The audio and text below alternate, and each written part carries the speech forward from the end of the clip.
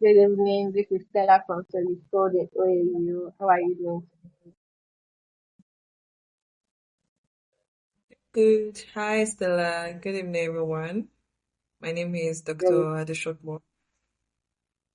lovely to meet you. Okay, let's get into it then. So, can you introduce yourself and what you do? Okay. Hi, everyone. My name is Dr. Oluwadunsin Adesopo. I am a medical doctor and a content creator. I am also a brand influencer, and I'm presently building an artificial intelligence to answer questions on reproductive health in Nigeria. Wow, that sounds like a lot. Wow. Okay, I so know. you schooled in OAU. Yes, before we go into everything, let's start from so you schooled in OAU. So, from what year to what year were you in OAU? Okay, so I gained admission in 2015 to study medicine and surgery. Then, you know the way OAU does now, when you gain admission this year, you are resuming the next year. So I resumed Yeah. school in 2016, and to God's glory, I finished in 2023 without any issue, without any. Big thanks to COVID-19. Big thanks to the whole medical school curriculum that is so long and can sometimes take more than a year. So Yeah. I was somewhere, I can say I was in school between 2016 and 2023. Wow. Wow. All right. That's that's a while, but you're a doctor today, so I guess it's all worth it. Yes, How thank God. how was schooling in OAU? Like, I hear about the OAU medical school and how it's so tough. And I've heard about medical schools like around too and how they're generally tough. But do you think OAU's curriculum is tougher or something? Or how was schooling in OAU's medical school for you? To be honest, it was not easy. I won't lie. And I think it's the same thing in all medical schools in Nigeria, even abroad. We tend to use the same curriculum. So the idea of saying one is tougher than the other, one school is tougher than the other, it's not right. It's the same everywhere, sincerely speaking. And OAU really made me discover another part of myself in terms of not allowing not allowing circumstances around to judge me, in terms of for instance, in terms of standing firm, even on days when they are percussing someone on the ward and someone is saying, "Don't you know this? Are you dull? This and that." No, or you made me exactly, or you made me learn that I have to stand my ground. Anybody can say anything. I have to stand my ground. I have to know that I am there for a reason. And whatever people say won't determine the results at the end. I have to keep working hard over and over again. In summary, OAU shaped me. OAU made me better, stronger. College especially made me stronger, better, determined, brave, everything really. And looking back right now that I'm done with school, I can easily communicate anywhere outside boldly without any fear of what will this person say, what will this person will not like it, this and that, because they've taught us that indirectly, really. So that Okay. So when did you decide to become a doctor and why OAU? ah I decided to become a doctor as far back as primary school. You know now, when you grow up in an African home, your parents will either tell you to be a doctor or an engineer or a lawyer. So no, that has always been in my mind, and when secondary school came, my mom asked me again, are you sure you want to go to science class and you want to eventually study medicine? So that it will not look as if it's my parents that forced me. You get, when it was time Yeah. to fill my JAMB form, my mom asked me the question again, are you ready? It requires a lot to, are you mentally prepared? I told her that I was ready. So I've I had known as far back as primary school that I really wanted to be in the medical field. And why OAU? Sincerely speaking, I wasn't ready to be too far from my parents. I Yeah. mean, I wasn't ready to far. I still wanted to be around my parents. I still wanted to be close to home. So I just decided to just settle for OAU and let me just continue that trend. I haven't graduated from OAU staff school, spent a little bit of time in OAU international school before crossing again. And I was like, let me just wrap up things here, Jerry. So that's why I decided to settle for OAU. Wow. Okay. Wow. Okay. So now you're a medical doctor. How is practicing medicine in Nigeria today like for a young doctor like yourself? Ah, I will not lie, it's not easy because we are doing a lot. We don't have enough hands, and our Wow. reward for it is so small. And with that monthly salary, even before we collect that salary, we've finished spending it in our mind. We're thinking of one exam to the other. You're like, oh, should I take up locum job?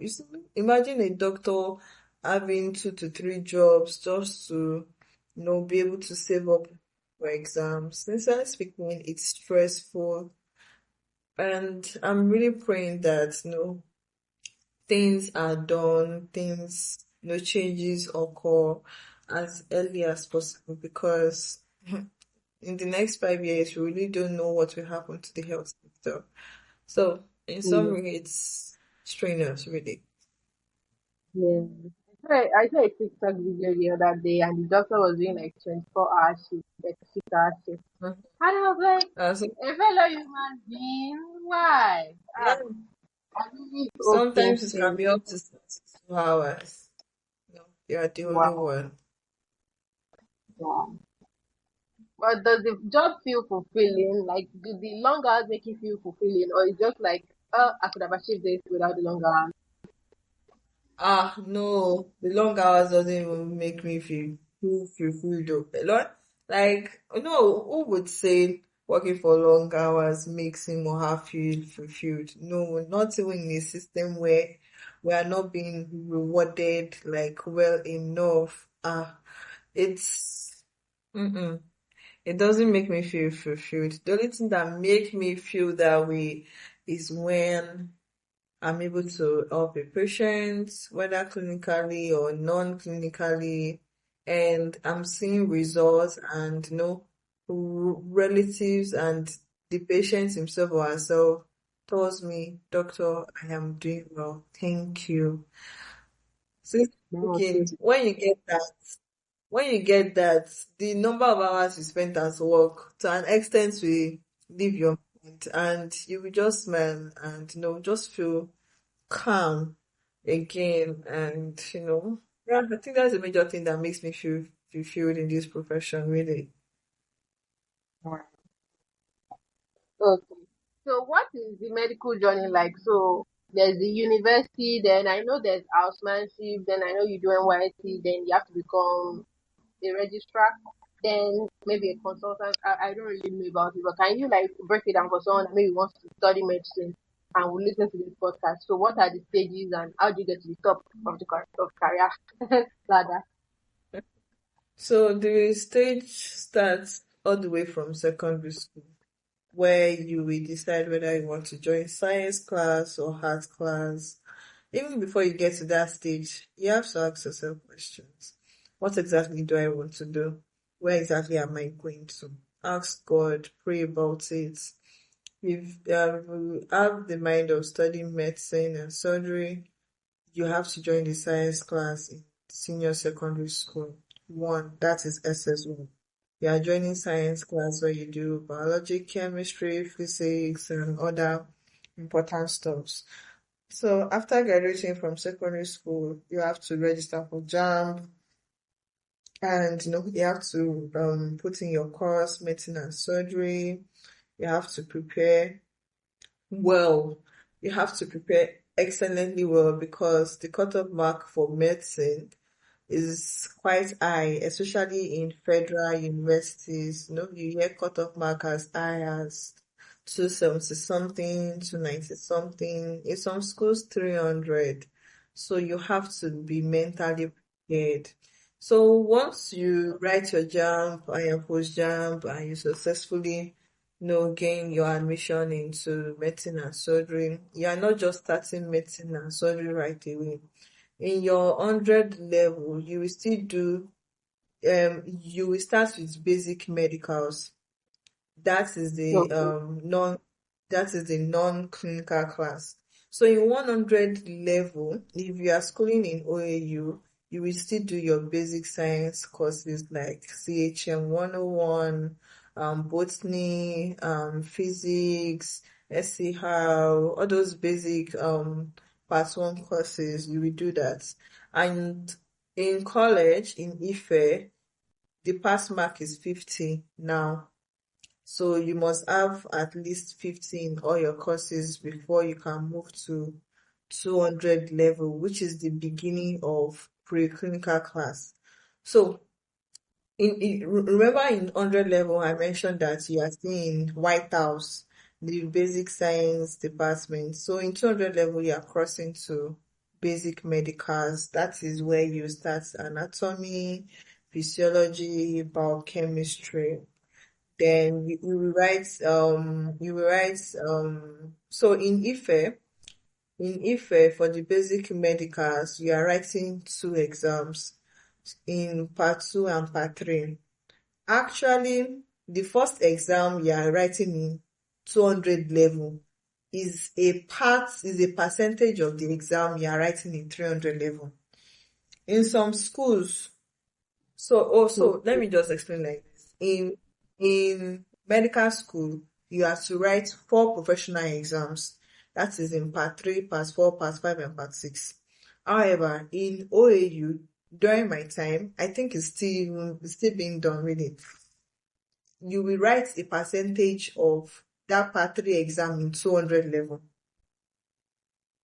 Do you understand? So Yes. once you write that, it is that score you will use to move into part three.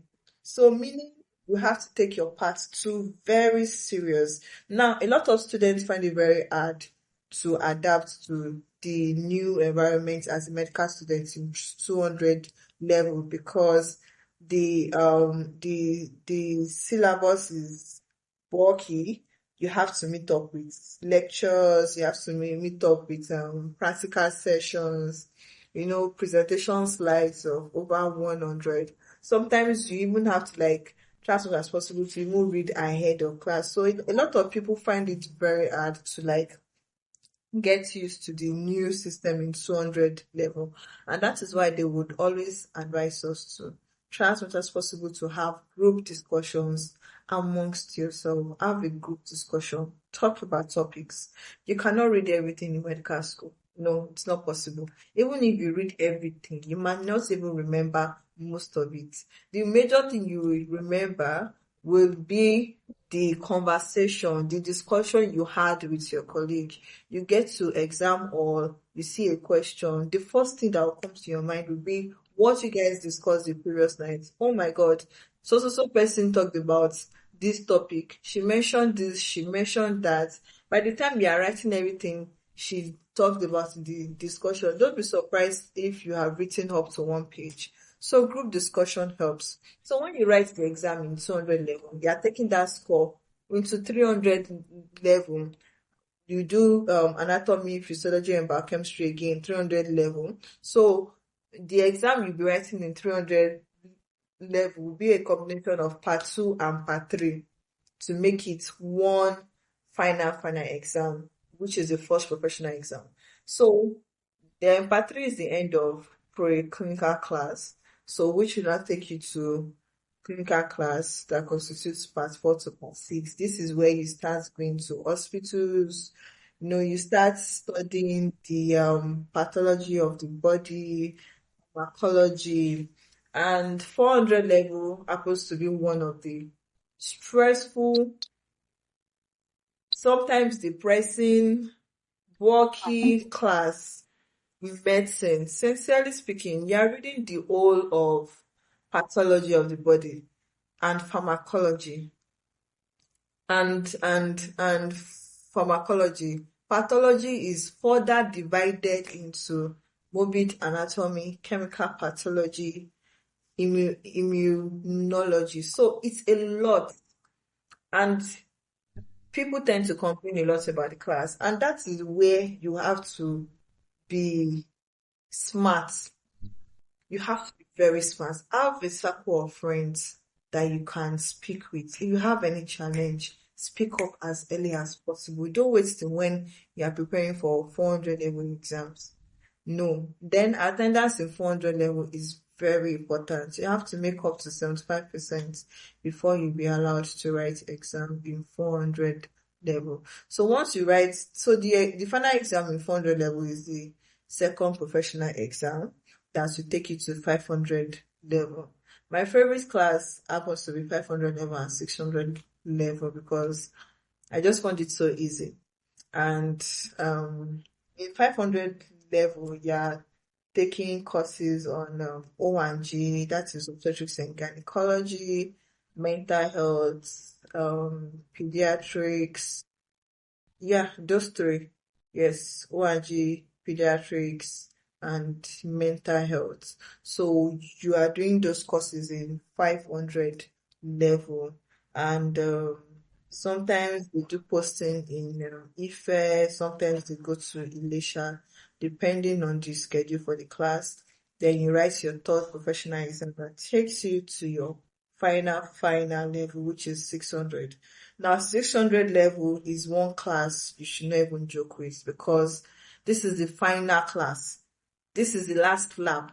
So you shouldn't take it lightly. You have to prepare so that you clear your final exams and you know that you are inducting. 600 level, you have to be smart as well. The same way you have to be smart in all your classes, especially 400 level, you have to be smart in 600 level because you are doing a lot. You are writing your projects, you are doing your research, and you are doing internal medicine and surgery. I forgot to mention that in 400 level, you are taking postings in internal medicine and surgery, which is a part of your part six score.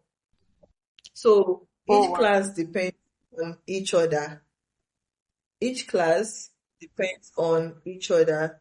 So you have to take them very serious. So in 600 level, once you are done with everything, you write your final exams, and within one day, like one day after writing your final exams, you are seeing your results. And after that, you do your induction, then wherever you want to do your house job, you do it. So they always try to encourage us to get a placement for house job within a month or two so that you can start as early as possible. You can do it in a federal hospital or in a state hospital, and it's a 1 year mandatory program where you play the role of a house officer or an intern, and during this period you are rotating four different departments: pediatrics, internal medicine, O&G, and surgery. Now, this is one period where you have to learn something. It's not about running around and chasing samples of a patient or results. You have to let your boss, your chiefs, you have to let them know that you want to learn something. And it is not just about you saying it. You have to show that zeal, have that zeal to learn something during that 1 year program. So once you are done with the 1 year program, you have to like submit some important documents so that you can get your full license, which you will take Oh, to NYSC camp. So the license you are using during house job is not the full one. It's more like a provisional license. So it is after your house job you will get your full license, which you will have to renew every year. So after that you go for your NYSC, which is a 1 year mandatory program as well. Make good use of it. You'll be posted to hospitals, majorly state hospitals, federal hospitals, and private hospitals. Make good use of it. I recently ended my NYSC and I was in a state hospital in the Thank you. In the Department of Mental Health, and sincerely speaking, it was one of the best exposure I had because after my 500 level psychiatry posting, I never had any exposure to psychiatric cases until NYSC. So I really took that 1 year very important. I ran clinics, I saw over 100 patients that presented to the Department of Mental Health. I made good use of that opportunity. I interacted with my teachers, with consultants, and if I see any case now, of any case of psychiatry, I know that I can handle it. So you have to make good use of each of these phases, sincerely speaking. So after NYSC, the ball is in your court. If you want to practice medicine, or you want to go into the non-clinical phase of medicine. So we have two phases of medicine, clinical and non-clinical. For clinical, it basically means you are going to the hospitals, you are consulting, you are seeing patients, this and that. For non-clinical, it can be research, it can be NGOs, as many as possible. So if you want to go to clinical, you have the option of either being a medical officer, that is, you are not doing residency, you are just practicing general medicine, so you are seeing all the cases. But if you want to specialize, then you have to go into residency to any of the departments, and there are exams to write. If you want to stay in Nigeria, if you want to go to the UK, to the US, to Canada, to any country, you have to try as much as possible to research on the exams you need to write to be able to practice, to be able to do your residency in that country. So if you want the non-clinical medicine, you can think of going for a master's program in any of the course you want. If you want to proceed to a PhD, you can do it. No, along the line, you are doing research, you are working with NGOs, you are traveling here and there collecting data. So that's the whole journey of medicine, really. But most importantly, you have to pray to God about every phase, because if you cannot handle it, it might break you. Medicine can break anybody. So you have to stand strong. You have to put God first in each of these phases. And as you are living one phase, you ask yourself, okay, what do I want to do? God, what exactly do you want me to do? Where do you want me to go to? Because sometimes it might look as if you are moving but you are not moving. Sometimes you might feel you are not moving because you feel your friends are doing this, your friends are doing that. But to be sincere, you are moving. Everyone has different journey. Everyone has different lives to live. So you have to know exactly what you want. You have to work towards it. But most importantly, put God first in each of the phase. Thank you. thank you That's a really good breakdown. Thank you so much for that. Okay, so now down to some of our last questions. I will ask these two together so we can delve. So you mentioned you grew up in, like, you attended OAU Star School and all that. So I was going to ask you that what was your first experience of OAU, but I don't think that's needed since it seems you might not even remember the first time you were in OAU. But what was your most memorable time in OAU? Like, what you might what generally what was your most memorable time schooling in OAU? Ah, I had a lot of memorable events in where and that would include days when they release results and you know that I have passed, I have moved to the next class. Then also being able to carry out my advocacy activities in school That's true. successfully. You mentioned you're a sexual and reproductive health advocate. So Yes. how come and why? Uh, so I've always loved anything reproductive health, anything sexual health, with more focus on contraception. I've always loved it. I had the opportunity of being a part of an organization during medical school where we taught people about contraception, how they can make their sexual decisions, and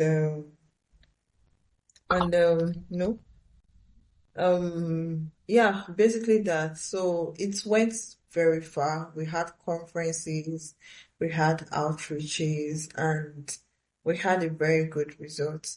One thing that really helped me would be having a good team of people that were ready to like take up the assignments as well. And the fact that we're doing something related to our course as well, it really helped us in carrying out such activity. And we also had teachers, consultants that were ready to help. You know, we can reach out to any one of them for programs and they are always willing to participate in it without any hesitation. So I think, yeah, basically that. All right. So there, there, there are so many questions I would love to ask, like how you mentioned you're working on an AI on reproductive health, you're into content creation, you're a brand influencer, but the podcast usually ends like lesser than 30 minutes, so we have to let you go early. I am. I really, really hope I can bring you back another time. But for today, my final question for you is: would you let your child school in OAU? Oh, definitely. Whatever he or she wants. Whatever, where any school, as long as the school is not too far. So I can always let my child study, really. I can always let my child study. Thank you for being here today. Thank you for guiding us through the process of studying medicine in Nigeria and practicing. I hope this will be very useful for people that just did jam not long ago, particularly, and even people that generally just want to know what is it like studying medicine and how is it. So thank you so much for your experiences, and I pray that God continues to guide your path and help you make your Amen. decision in Jesus' name. Amen. Thank you so much, Stella. I'm grateful. So once again, my name is Dr. Oluwadunsin Adesopo, and I schooled in Who Are You? Yay, thank you so much. Anybody that wants to reach out to you, can they reach out to you like LinkedIn? Do you have an Instagram handle that they can reach out to you on? Yes, Do you? yes.